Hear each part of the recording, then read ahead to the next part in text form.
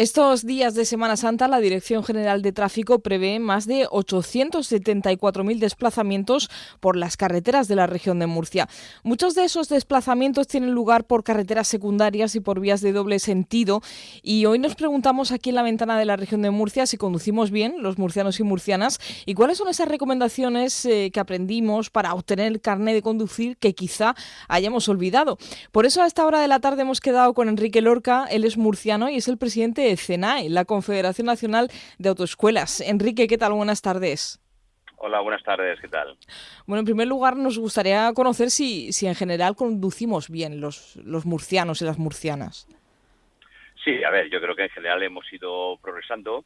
Ahí están las cifras. Hemos reducido la siniestralidad vial en los últimos años, y cual nos ha llevado a nivel nacional a encabezar a nivel europeo pues las mejores cifras en cuanto a seguridad vial, es decir, menor siniestralidad vial. Y eso es, bueno, pues yo que entiendo que hay un trabajo por parte de los compañeros de las autoescuelas, por parte de los examinadores, y creo que se está formando razonablemente bien a los conductores y conductoras, y ahí estamos. ¿Podemos estar tranquilos y relajarnos? Absolutamente no, porque lamentablemente son miles de personas las que fallecen y todavía más heridos graves, y eso pues hay que intentar erradicarlo, ¿no? Y Ujú. bueno, pues daremos una pauta si lo es interesante. Claro que sí, y me gustaría preguntarte cuáles son esas recomendaciones que teníamos perfectamente claras cuando nos sacamos el carnet de conducir, cuando salimos de la autoescuela y que quizá pues con el uso, con los años hemos ido olvidando. ¿Qué tenemos que tener en cuenta sobre todo a la hora de conducir por esas carreteras secundarias, pues camino de los pueblos, para ver las procesiones o para asistir a diferentes actos durante estos días? Yo creo que aquí lo mejor es irnos a las estadísticas de la DGT, que son los que elaboran, bueno, pues esos estudios pertinentes para analizar cuáles son los factores que han provocado la siniestralidad vial, es decir, los fallecidos y los heridos graves principalmente, y son 4 o 5. El primero son las distracciones. Distracciones, es decir, que 1 de cada 3 fallecidos son por esas distracciones, principalmente por el móvil. Entonces, bueno, eso es un elemento que irrumpió hace unos años y que lamentablemente pues todavía seguimos conduciendo, mirando WhatsApp, enviando o contestando llamadas, etcétera, ¿no? Ahí están los datos, y el primer consejo es, cuando vayamos a conducir, el móvil modo avión, el móvil en la guantera o lo que sea necesario, pero no utilizarlo porque está matando gente. Velocidad excesiva, como siempre. Consumo de alcohol y drogas al volante. 1 de cada 4 fallecidos había ingerido alcohol o drogas mientras conducía, lo cual es, todavía inverosímil. Por ahí están los datos. Y eso es principalmente sobre lo que tenemos que actuar. Hay otro dato que es 1 de cada 5 fallecidos fuera de poblado, en turismos y en furgonetas, no llevaban puesto el cinturón de seguridad. O sea, yo cuando conocí ese dato, que eso se viene repitiendo desde hace ciertos años, es absolutamente increíble que todavía a día de hoy haya pasajeros o conductores que no se ponen el cinturón de seguridad. Bueno, pues habrá que incidir, ¿no? Por eso nosotros desde la Confederación Nacional de Autoescuelas abogamos por la implementación de unos módulos de concienciación.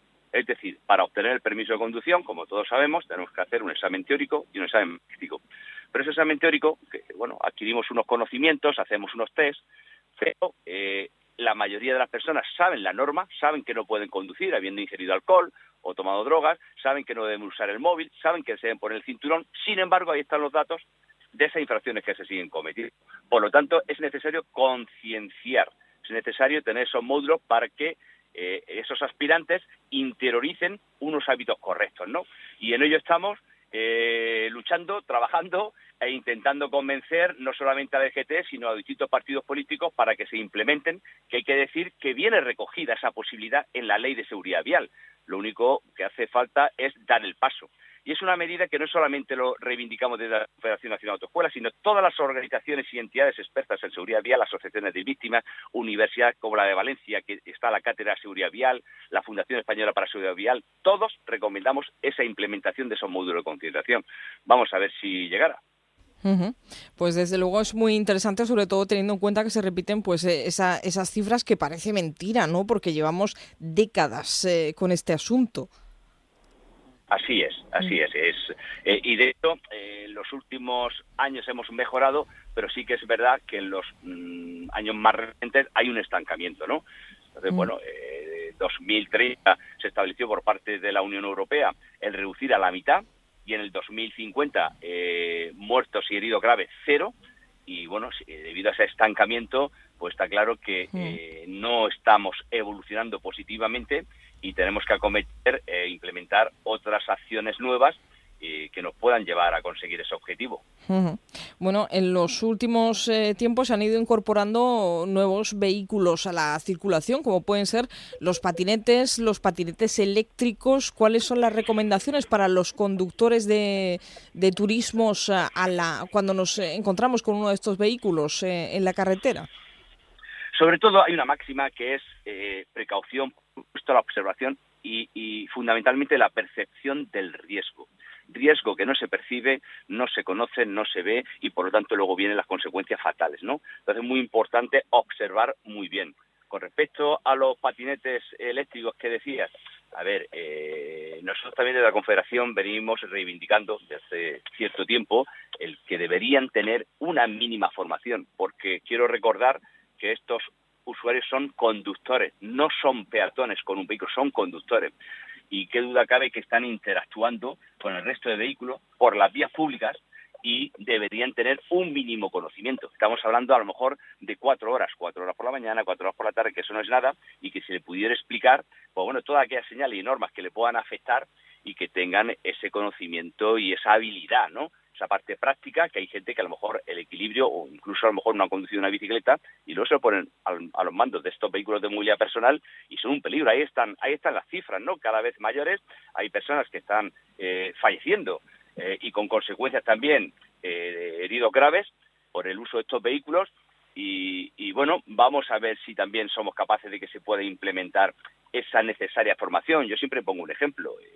En el mar, y más en Murcia, conocemos el Mar Menor, cuando vemos las motos náuticas, ahí no hay demasiada complejidad, no hay glorietas, no hay semáforos, no hay tantos vehículos, y sin embargo, para llevar una moto náutica se exige un título que ya se llama el titulín, son muy poquitas horas, pero unos mínimos conocimientos, ¿no? El vehículo de movilidad personal, que vuelvo a insistir, son conductores, pues no se exige nada, ¿no? Y creemos que flaco favor hace a la seguridad vial.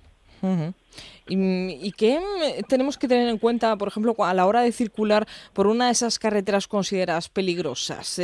Hace apenas unos días el RACE volvió a dar a conocer su evaluación de estado de la red de carreteras del periodo 2020-2022 y una vez más vuelve a aparecer la carretera nacional 345 que une el municipio de La Unión con su pedanía de Portmán como la cuarta carretera con mayor riesgo de siniestralidad del país. A la hora de circular por una de estas carreteras, ¿qué tenemos que tener en cuenta?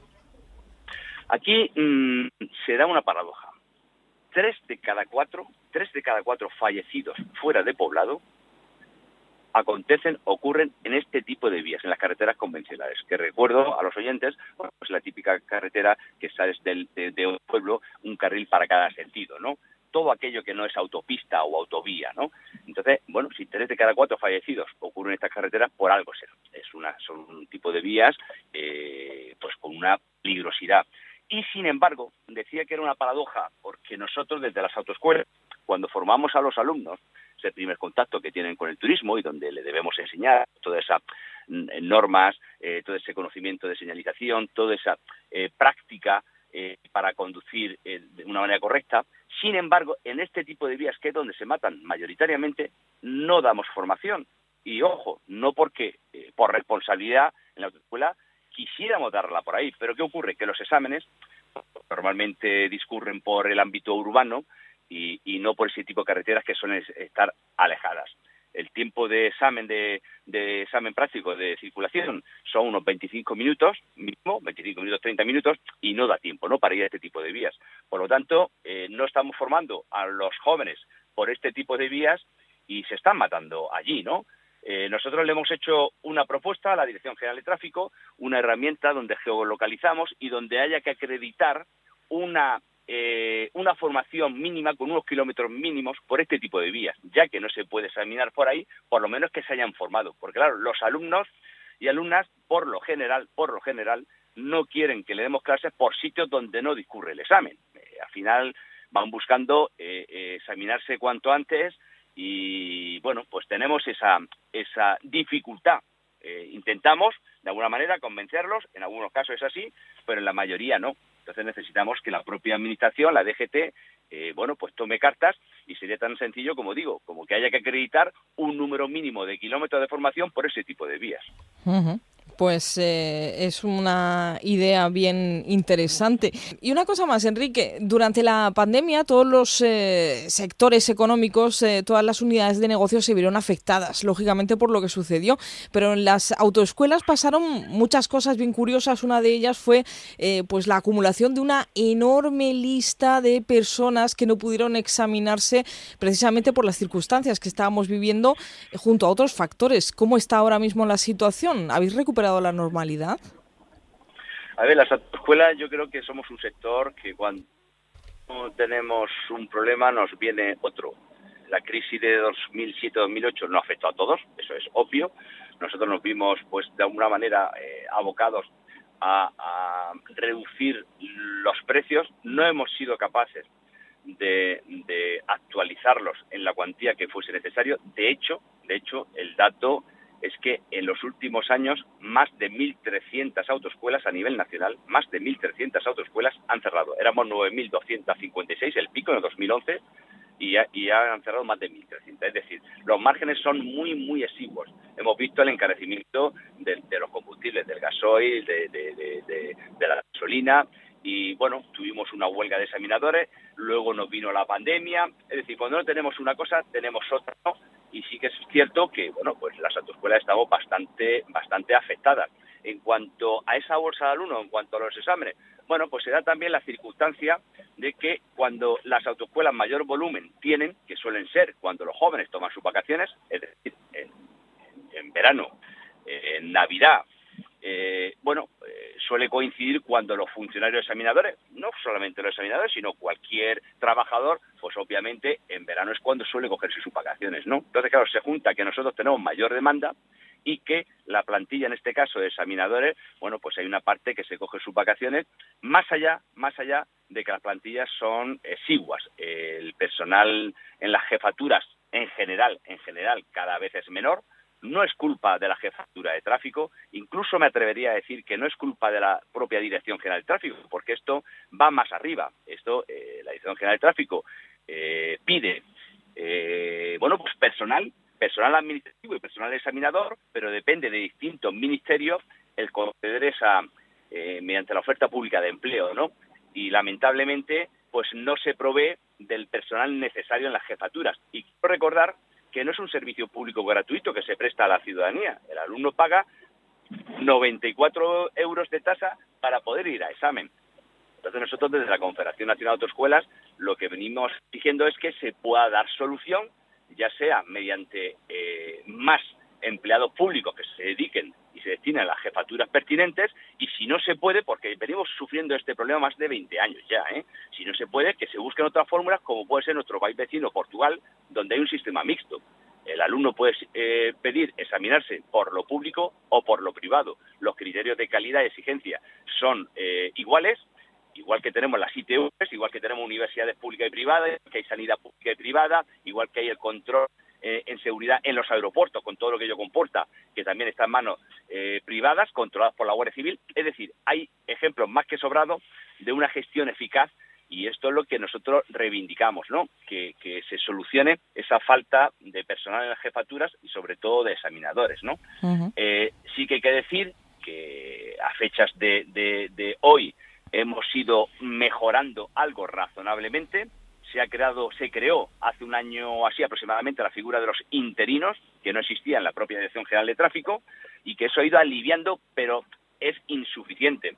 De vez en cuando tenemos horas extras, los examinadores para realizar las pruebas, pero aún así es insuficiente. Entonces, bueno, a ver si de una vez por todas se diera solución, porque al final somos microempresas, somos pymes, y que necesitamos, pues poder examinar, porque si no hay exámenes, los alumnos no realizan las prácticas.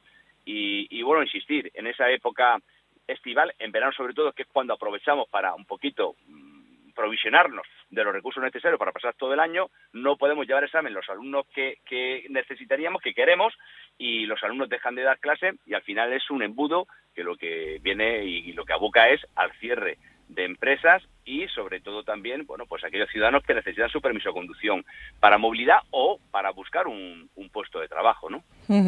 Para que nos hagamos una idea, Enrique, ¿cuántos examinadores harían falta en la región de Murcia? ¿Cuántos más de los que hay para que todo funcionara correctamente? Pues fíjate que estamos hablando, y perdóname el lenguaje coloquial, del chocolate del loro. Estamos hablando de 6, 7 examinadores, con 6 o 7 examinadores más. Estamos hablando de 6 o 7 examinadores, 6 o 7 personas a nivel regional, una región con 1,5 millones de habitantes. Cuando se ve que para profesores de colegio, de cuerpo de fuerza de seguridad del Estado, también tienen su déficit, pero que sacan plazas, pues estamos hablando de decenas y cientos de plazas muchas veces. Nosotros con 6, 7 u 8 examinadores ya creo que iríamos bien. Bueno, pues no hay manera, ¿no? Siempre vamos al límite, se van jubilando examinadores, hay que buscar un poco esa tasa de reposición y la propia jefatura trabajando, optimizan al máximo el personal que tienen, pero claro, si cada vez desde la Administración General del Estado le dan menos trabajadores, menos funcionarios, pues bueno, pues ahí estamos, entre unos y otros, intentando hacer aparte. Porque ahora mismo, por ejemplo, una persona que quiere examinarse del carnet de conducir, que quiere dar el paso, ¿cuánto tiempo tiene que esperar para poder realizar el examen?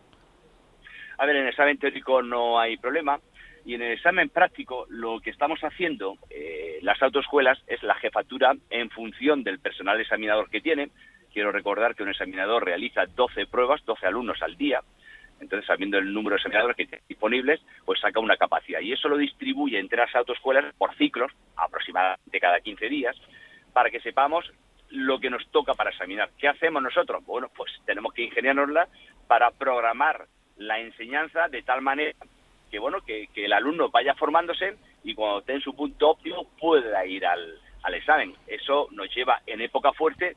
Hay veces que hay ciertos alumnos que tenemos que decirle, oye, tienes que esperarte un poquito, o la formación tienes que darla, no la des tan de continuo, ve dando día sí, día no, ya dependiendo de cada autoescuela se va un poco organizando.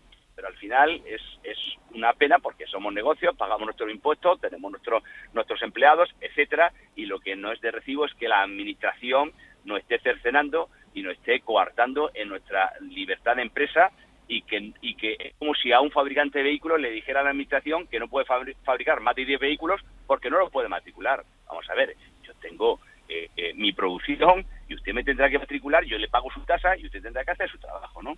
Pues estamos un poco en esa circunstancia, ¿no? Esto es una lucha ya de hace muchos años y, bueno, a ver si, como digo, somos capaces entre unos y otros, bueno, pues que la administración pueda dar el paso y busque una solución definitiva, ¿no? A esta falta de capacidad de examen que suele ocurrir en muchas jefaturas, en muchas provincias, en algunas durante cierto tiempo o durante varios años a lo mejor no lo hay, pero luego se le jubilan varios examinadores, si no se les repone, pues tienen ese problema, ¿no? Es decir, que al final es un poco cíclico y ahí estamos a ver si conseguimos ese sistema que de una vez por todas nos dé satisfacción no solamente a la autoescuela, sino a aquella ciudadanía que necesita su permiso de conducción. Pues ojalá que se resuelva cuanto antes. Enrique Lorca, murciano, presidente de la Confederación Nacional de Autoescuelas, mil gracias por haber estado con nosotros. Nada, un placer y gracias por dar voz a las autoescuelas.